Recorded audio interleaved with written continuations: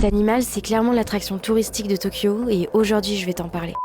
Moi c'est Yuna et j'enquête sur tous les lieux avec les animaux qui buzzent sur les réseaux. Et je te dis si c'est bien ou s'il faut boycotter. Alors pour ne rien rater, n'hésite pas à t'abonner. Pendant mon voyage au Japon, j'ai visité Tokyo et là-bas j'ai vu le zoo de Ueno. Sur les réseaux sociaux, j'ai vu plein de vidéos de gens qui disaient que c'était l'endroit à voir absolument à Tokyo, donc j'ai décidé d'aller voir. Quand je suis rentrée dans le zoo, j'ai découvert en premier les éléphants d'Asie et dès le départ, je me suis sentie très mal. Ils étaient 3 dans l'enclos, mais j'ai surtout vu les 2 femelles, Utai et Surya. Utai a refait le même chemin sans cesse. Et ça, c'est quelque chose qui est souvent critiquable dans les zoos, ça s'appelle de la stéréotypie. Et honnêtement, je pense me répéter, mais regardez la taille des enclos. Au Japon, tous les singes vivent dans ce genre d'endroit. Il ne s'agrippe pas à des arbres, mais à des constructions et des grilles. Mais ici, la grande attraction, c'est lui, le panda géant. Et pour le voir 5 secondes, c'est 1 heure de queue. Oui, 1 heure de queue. Au début, j'avais vraiment la flemme d'attendre, mais je me suis dit que pour faire la vidéo, c'était super important de le montrer. Regardez dans quoi vit ce panda. Un studio photo, clairement. Vraiment, j'ai trouvé ça tellement triste, les gens se poussent pour avoir le meilleur cliché. Et la seule chose que je me suis dit, c'est mais pourquoi il est pas juste dans la vraie nature? Mais honnêtement, ce qui m'a le plus choqué ici, c'est ça. Le zoo pour enfants, comme ils l'appellent. Regardez-moi les animaux dans quel état ils sont. Celui que vous voyez ici, il ne pouvait même plus poser la patte par terre. Là, cet animal, vous allez me dire, c'est un kangourou, et bah pas du tout, c'est un lama. Ses pattes de devant, elles étaient totalement baissées, comme si elles étaient cassées, et il était totalement amaigri. Et en fait, à partir de là, je n'ai plus vu d'animaux parce que le parc était en train de fermer. Et pour faire partir plus vite les visiteurs, en fait, ils rentrent les animaux, comme ça on voit plus personne. Et je suis tombée sur le panneau qui disait comme quoi il y a des animaux qui ne sortent que 5 heures par jour. Bref, tu l'auras compris, c'est un gros appel au boycott de cet endroit. Donc ne vous laissez pas influencer sur les réseaux sociaux. Privilégiez les endroits où vous pouvez voir des animaux à l'état sauvage et pas dans des endroits où ils sont enfermés.